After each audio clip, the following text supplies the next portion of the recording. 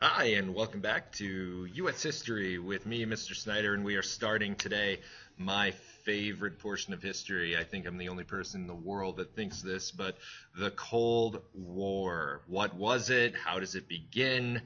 That's where we start today. Let's go ahead and take a look at our learning targets. We are going to talk about the reasons why the wartime alliance between the U.S. and the Soviet Union goes south. We'll talk about how President Truman responds to the Soviet domination of putting communism onto Eastern Europe. And we'll talk about the causes and effects of the Berlin blockade and the Berlin airlift that go on in the city of Berlin. So let's get started. The roots of the Cold War are from World War II. The Americans versus the Soviets. The Americans actually have to retrain the American public to think that Soviets are not bad anymore. Remember, we have the Red Scare after the Russian Revolution of 1917. During the 1920s, the United States is very scared of communism. During the 30s, we have to retrain them at the beginning of World War II to say, no, the communists are the good guys here. But then immediately after the war, we don't like working with the Russians. The only thing we have in common is the destruction of Nazi Germany. Now that that's done, where do we go? Our differences greatly outnumber our similarities. We're capitalists, they're communists. We're democratic and hold free elections. They are oppressive. We have religious freedom and economic freedom. They have none of that.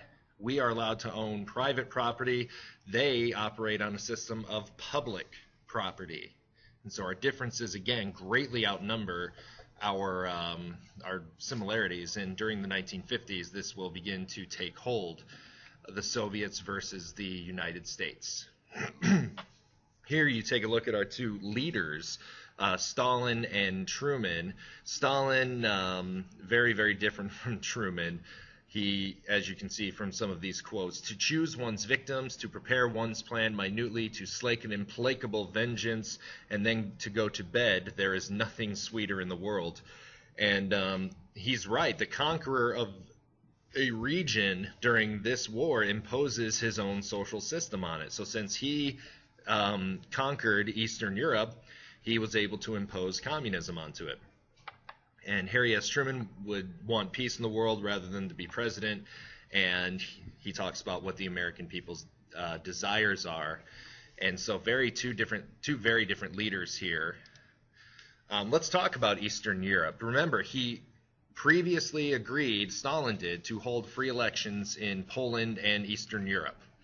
But instead, the countries of Poland, Czechoslovakia, Hungary, Romania, Bulgaria, and East Germany all become satellite states, or states that are away from the Soviet Union, just like a satellite in space is away from the Earth, but it's still controlled by the Earth. There are people on the Earth, and these countries are all still controlled by the Soviet Union. Winston Churchill, not a prime minister of England anymore, goes on a speaking tour in the United States, and he calls this separation of East and West an iron curtain descended across the continent. So this iron curtain is between the East and West. This broken promise of free elections in Eastern Europe was the beginning of the Cold War. And the Cold War is cold because it's never hot. We never directly fire weapons at one another in military conflict. It's always indirectly, as you'll see with the Korean War, as you'll see with the Cuban Missile Crisis, as you'll see with the Vietnam War. It's always indirect. So Europe is completely obliterated from World War II. Other countries in Europe are fighting communism and losing.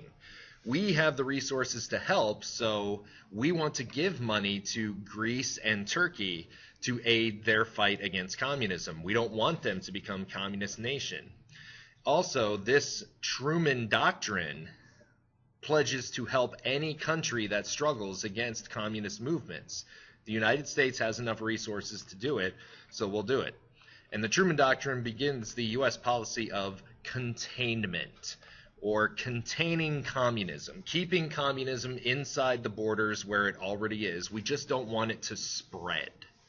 And that is going to be the U.S. policy for quite a while. Even in the Vietnam War, we are trying to prevent communism from spreading.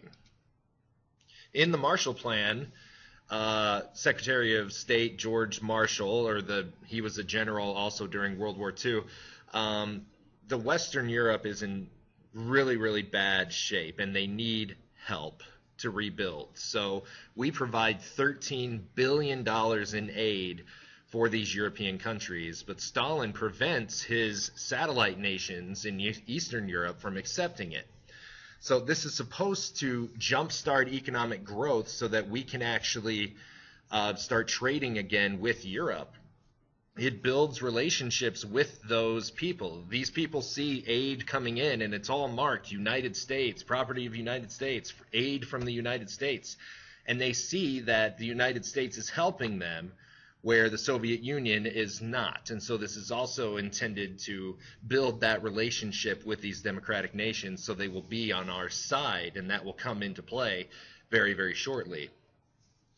Here's just a reminder about the division of Germany. You can see the zones here that West Germany, the main green portion is Britain, the United States has the purple portion, and France has the orange portion. The yellow portion is the Soviets, and Berlin, you can see, is right in the middle of East Germany, and you can also see that that city is divided up in the same way. Eventually, these two countries they will split, and East Germany will become GDR, or the German Democratic Republic. You just need to know it as East Germany, though. The West German side will become the Federal Republic of Germany, or again, you just need to know it as West Germany. So this is how it's split up. This is also going to be another main setting of the Cold War, is Germany and the division between the two. So Stalin's, one of his main goals is to get all of Berlin to be part of East Germany. And so in 1948, he stops all traffic into West Berlin, and he basically blockades the city. He wants them to surrender and be a part of East Germany, but they don't want to. The supplies start to run short. They run out of medicine, food, Stalin shuts off the electricity. Stalin, however, cannot stop air traffic into West Berlin, and the airport is in the American side. And so the U.S. and Britain start the Berlin AIRLIFT, which lasts over a year, over 75,000 flights, and we fly supplies into the city, and we'll do it for as long as we have to. And Stalin can't shoot down one of the planes because he could start another war, and he doesn't want that any more than we do.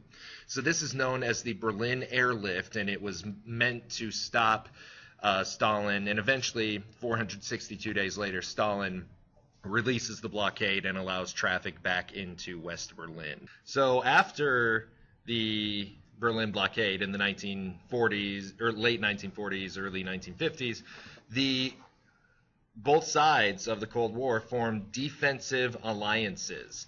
Western Europe and the U.S. formed NATO, or the North Atlantic Treaty Organization, which included 12 European and North American nations. I also think Canada was in there.